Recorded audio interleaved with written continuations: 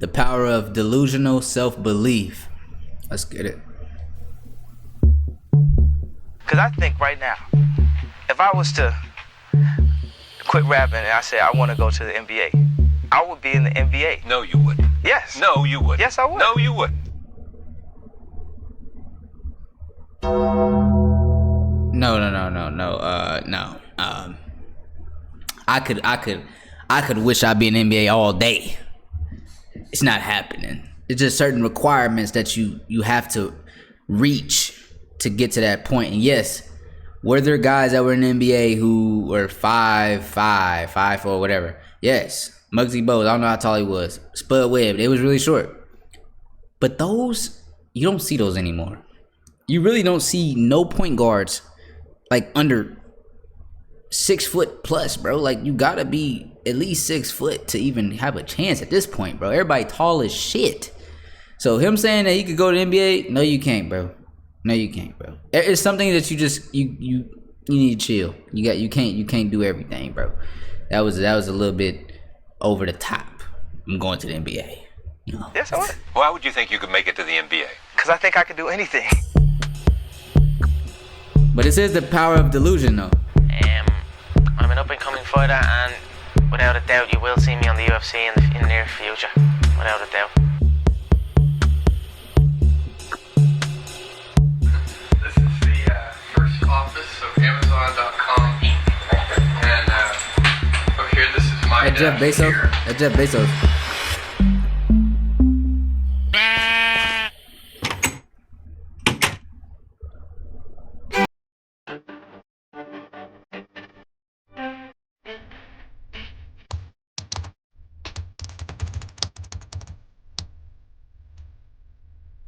July 1945. Gunda Haig, with the wind-blown hair, number 200. Breaks the world record for the fastest time to run a mile.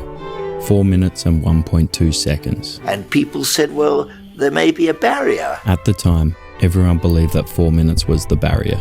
That running a mile in under 4 minutes was physically Till impossible. somebody You broke can't it. keep on running faster. Scientists even claim that a human body simply isn't capable of running that fast. That if it ever did,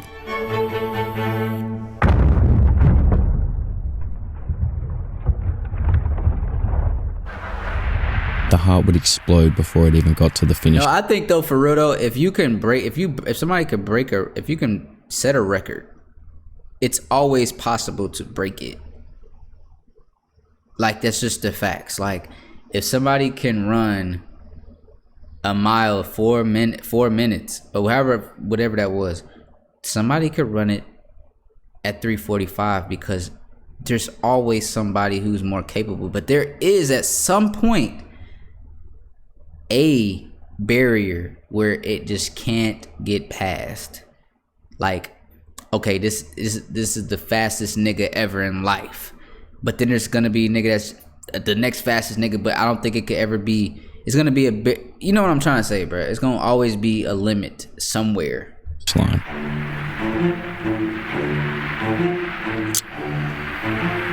But an overconfident medical student by the name of Roger Bannister believed otherwise.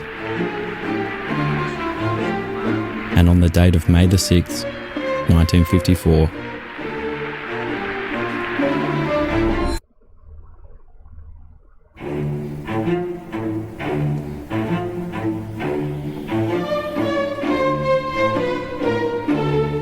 Yep. I, as a medical student, knew that there wasn't a brick wall. If you could run it in 4 minutes and 2.2 seconds, then you would find somebody else somewhere who trained a little better, and they could do it. and just shy of 2 months later, 22 more people had followed in Herb Roger's Elliott. footsteps. So for 9 years, not one person could break the record. But as soon as it was done once, all of a sudden everyone was now capable.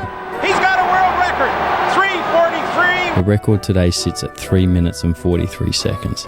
Pretty far off the impossible Now, I barrier. will say the only record that I know for a fact, like, I watch basketball, nobody has ever scored over 100 points in the NBA. That still hasn't been broken. Nobody has 11 NBA championship rings. That hasn't been broken either. Like, 4 minutes if you ask me. Will Chamberlain, Bill Russell. It was different rules back then though, so it was a little easier to get points and all that shit, I would say. Oh, I love snowboarding, that's my shit.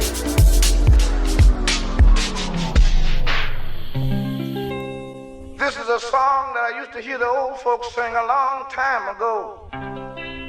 And I used to hear them tell me these words. When we were little kids, we all had big dreams. If someone asked you what you wanted to do when you grew up, it was an astronaut, an athlete, or maybe it was an actor. But then when you get to a certain age, you're expected to lower your standards. Told you can't do certain things. And I don't disagree, to be honest. Most people shouldn't be chasing a dream. But there's some people out there that have it inside of them. And it makes me wonder, how many of those people never got there because they were told they couldn't?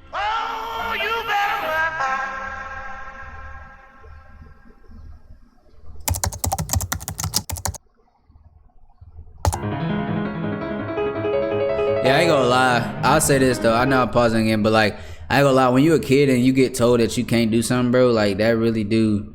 It really starts to stick in your mind. Like as you get older, like, oh, I can't do that. Like they told me I couldn't do that. I can't do that.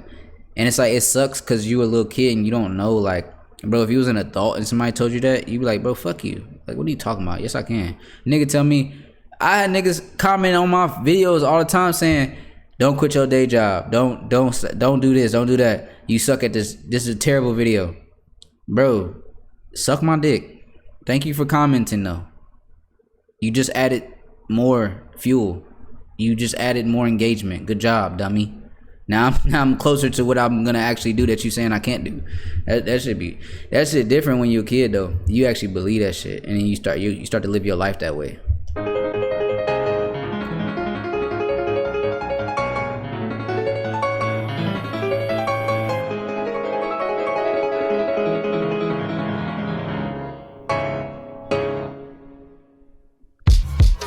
115.8 billion dollars. That's how much money Bill Gates is currently worth. If you get rid of 99%, I'd have 1.3 billion. I'm so sorry. Still a billionaire. Just 1% of Bill's money is more than 500 times more than the average person will make throughout their entire lifetime. And I don't care what you think about him. Bill's a great guy. He's done great things. Is it true that you can leap over a chair from a standing position? It depends on the size of the chair. But I want to take a look at how. That is how true. Can a single human being who wasn't handed anything, by the way, make more money than 60 fucking countries combined?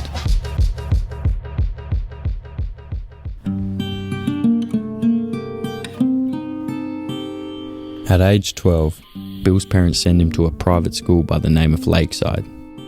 1 year in, the school gains access to something special. This is a Teletype Model 30. One of the only computers in the world at the time. And this is where Bill finds his love for programming. Alongside his classmate Paul Allen, they both begin experimenting with writing code. At the time, they were discouraged from playing around with the computers, told they were better off pursuing something real in the world. And so Bill did exactly that. After graduating, he goes off to college to study law, hopes of being a lawyer. But whilst he's there, he keeps his passion for computers. He spends most of his spare time reading about them. In books, in articles, in magazines. Fascinated by them. And on a regular night in January 1975, he stumbles across something that sparks his interest. And as he's reading, an idea comes into his mind.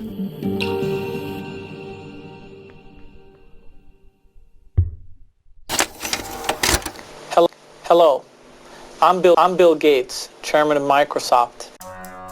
That idea went on to become one of the biggest, most recognisable companies in the entire world. Just 8 months after getting the idea, Bill Gates and Paul Allen decided they would drop out of college and focus on building Microsoft. You son of a bitch! And over the course of the next 50 years, they did exactly that. They built an empire, just last year turning over a light $88 billion in profit. Damn, 88 billion. Jesus. Wow.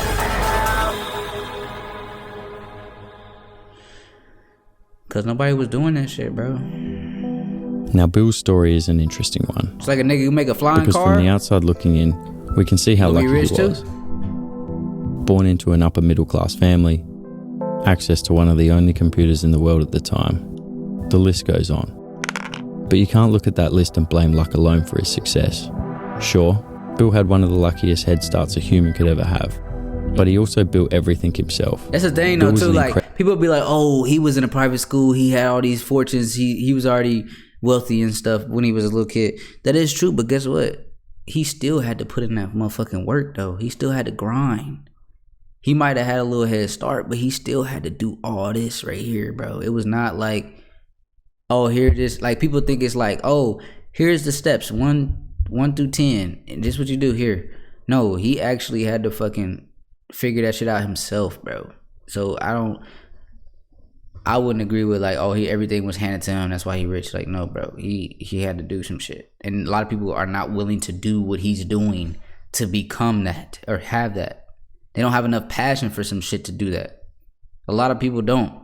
People just want to get money quick and hope that the shit just work out, and they just get blessed with money, and then they don't even, all they gonna do is spend it on bullshit, and they don't really have a passion for nothing.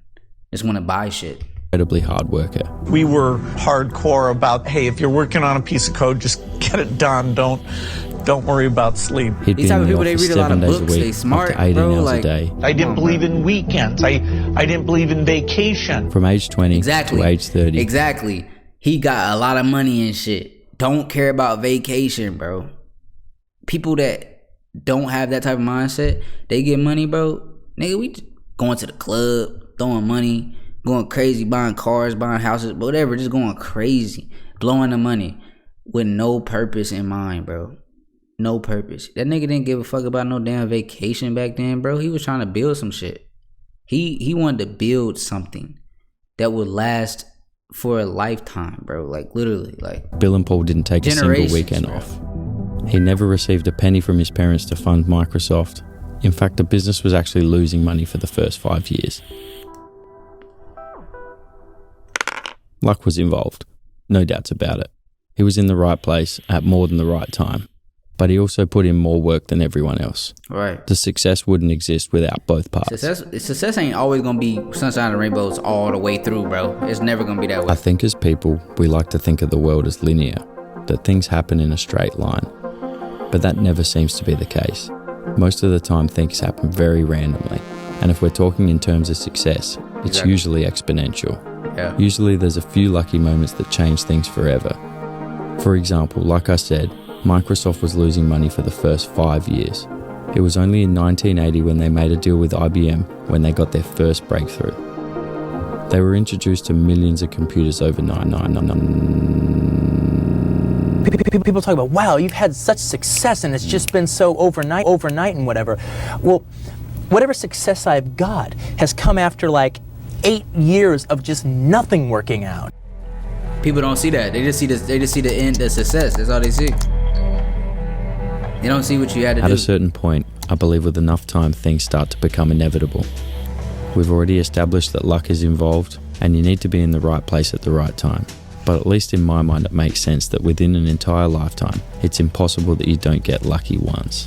Tarantino is a great example of this point I'm trying to make. As you heard him say, 8 years of just nothing working out. And when he did finally get some success, Quentin Tarantino, it all came overnight. Thanks. His first feature film did around $2.9 million on a $1.2 million budget. Wait, how much did he make? The film did around $2.9 million on a $1.2 million budget. That's $1.7 million in profit. And the reason his story fits perfectly with this video is because logically speaking, it would have made sense to quit after year 4 or 5. Clearly what he was doing wasn't working, but because he was delusional enough to believe it would work, he put himself in a position where eventually it just had to. Sure, he's a talented guy, but he wasn't born with the ability to make great films. It was the 8 years of nothing that developed him into a great filmmaker. And because he was a great filmmaker, and because he was around for so long, one day he was in the right place, at the right time. I honestly don't see a way where if you have one dream in life and you're committed enough to continue going for it for at least a decade, eventually it doesn't work out. And I think the hardest part about it, and the reason success rates are so low, is because people struggle to believe that. And so they change directions before they ever get there. Exactly. I mean, it could happen next week, or it could happen in 30 years' time. You don't know. But at the end of the day, you only get one life. So you might as well go for what you actually want. And it's going to take some delusion to keep you going for that long. Yeah, because like, most likely, when I see people like when I see people, they want to rap, or they want to do YouTube, or they want to start a business. Like, you can tell if they really want to do that because they actually have a passion to do it, rather than just like, they just want to make money, bro. Like, bro, I tell when I started my YouTube, I told myself, bro, I'm not about to be the next motherfucking DJ Ghost, nigga. I'm not about to be that in a year. I'm not gonna be Flight Reacts. I'm not gonna be like that right away. And it may even be years more than what I'm talking. The day I'm posting this, it may be even longer than that, bro. It could possibly very well be that. But like, I don't care, because I know that this is what I enjoy doing. I like being on the camera, bro. This is just what I like to do, bro. Like, I like to be on camera. I like to voice my opinion, talk my shit, do whatever, and upload that shit to the internet. That's just what I like to do. I don't have an end goal. Like, people always ask me, what's your goal for this year with YouTube? Shit, keep posting. Just get better at what I'm doing. That's my goal when it comes to this shit. I don't have an end goal with this. There's no end goal. Because once you say, once I hit 1 million, I'm good, that's when you start not giving a fuck about what you're doing. And then you don't really care. Then you lose that passion. Then you're going to be bored. You're going to try to find something else that you ain't really passionate about. And it's just going to, I don't know. Nothing's going to happen for a very long time. But eventually it will. And those who stick around will find that out. Bottom, so the top's the only place to go now. I all day long would be practicing on the elevator in my dorm. I'd be going bah, bah, bah, bah, bah, saying the shit. Right when Con would bring me up, my fucking head would spin. I'd forget where I was, not making sense. I would say 2 jokes, and then I'd be like, oh my god, I don't know what's coming next. And I had that going for a while, but I still would go home at night and go, fucking, I'm gonna be so fucking good at this. I don't know what it was. Psycho. It's funny, delusional thinking can sometimes carry you to the, like, once you develop some skill, that delusional is like a little guardian. That like keeps you protected while you actually develop talent. But that's how you make it. That's how you make it in kind of everything. Facts, bro. That's like how you get delusional. there. You know, you gotta be delusional sometimes. Now, I will say at the beginning, that NBA shit, that's something that you just can't. You gotta chill. Like, that's a far stretch. Certain specific things, like, you're not built that way. But nah, when it comes to like things that you can actually control and like do, and you can get better at, yeah. But like the NBA, no, it's not happening. But he's so delusional that Kanye West was so delusional he think that he could make it. And could he? No, he can't. But anyway, man, y'all get what I'm saying. You gotta keep going no matter what. You gotta be delusional about what you want, passionate, all that stuff, and see it through, man. A lot of people don't do that. But listen, that's the video, man. Another reaction. Until next time, I'll catch y'all for sure.